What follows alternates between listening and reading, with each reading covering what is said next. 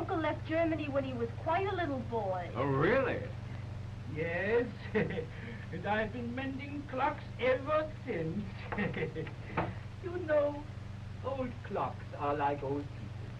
They always want their insides oily. That's, of course, old cuckoo, Uncle.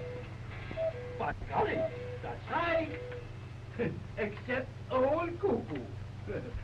You know, when I left the Black Forest, my old father gave me that old cuckoo clock. Yes, I know, Uncle, and it's never missed a cuckoo since. You know, that's quite a coincidence. I've just returned from the Black Forest. In fact, Schramberg was when I got this cuckoo clock. Only it doesn't cuckoo. What? It's cuckoo? No. Just let me see what's the matter. Oh, we'll fix that all right. Did you go anywhere else in Germany? Oh, yes. After a wonderful motor trip through the Black Forest, I came to Schramberg. You know where they make these cuckoo clocks? It nestles peacefully in the valley, surrounded by hills, covered in multicolored blossoms. In fact, the whole countryside was like a carpet of brilliant colors right through to Lake Constance. Looking across from Landau, which is the most southern town in Germany, I met the steamer returning from the Austrian shore just opposite.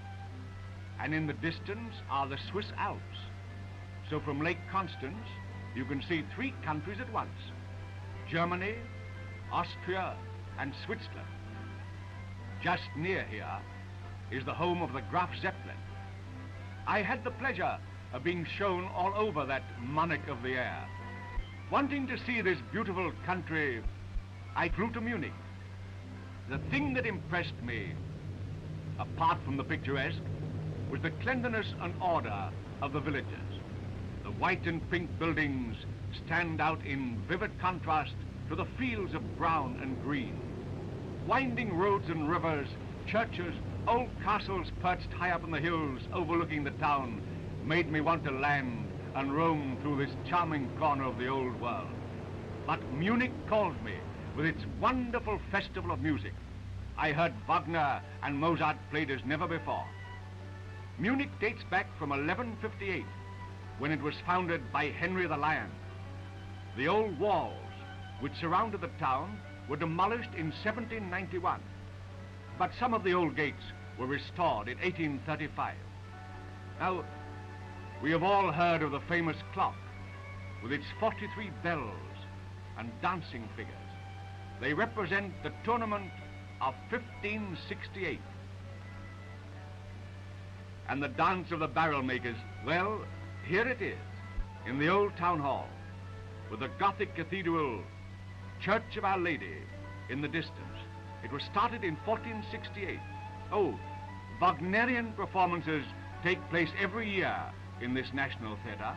It accommodates 2,200 people.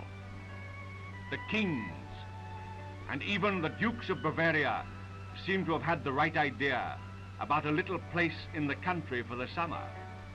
And this is their little country shack, Nymphenburg Castle. Garmisch-Partenkirchen.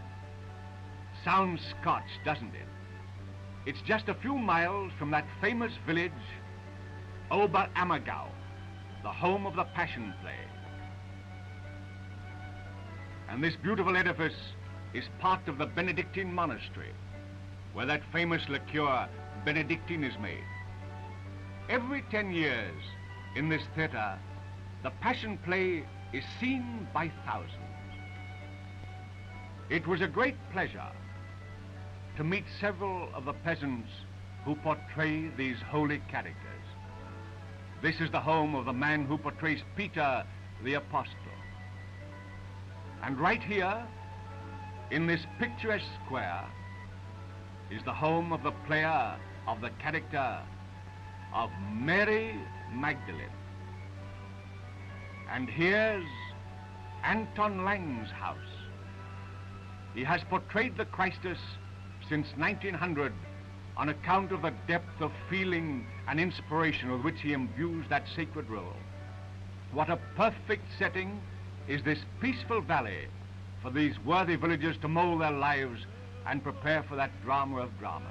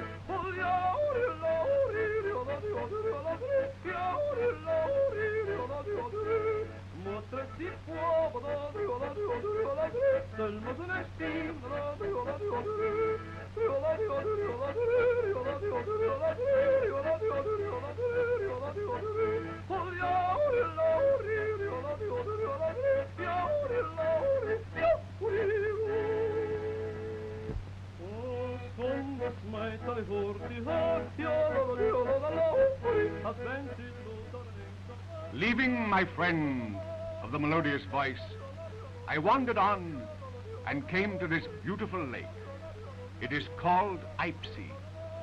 Reflected in its still waters is the highest mountain in Germany, the Zugspitze, where a small electric train runs up part of the way and the rest of the journey is in a suspended cage which takes you right above the clouds.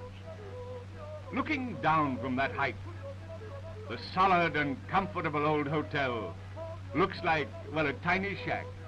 What a glorious paradise this place really is for sportsmen. The little village church is one of the quaintest I have ever seen. And with the Bavarian Alps as a background, it makes a perfect picture. You know, Sunday is a great day here. It is called Happiness Day. And after church, wandering over the hills, you often come across a group of peasants in their Sunday-go meeting clothes, enjoying themselves in their simple way, singing and dancing.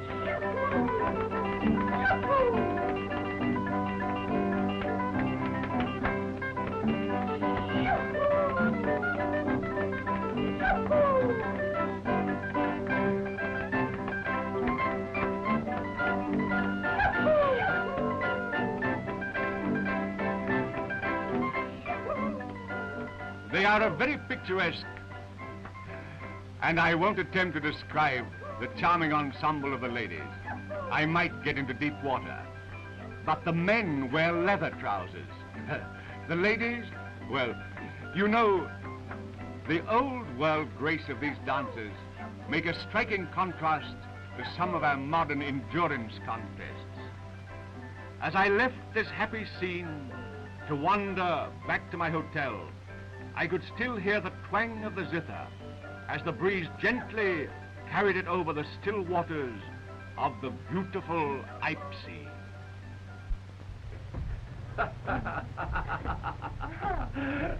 Oh, splendid, splendid.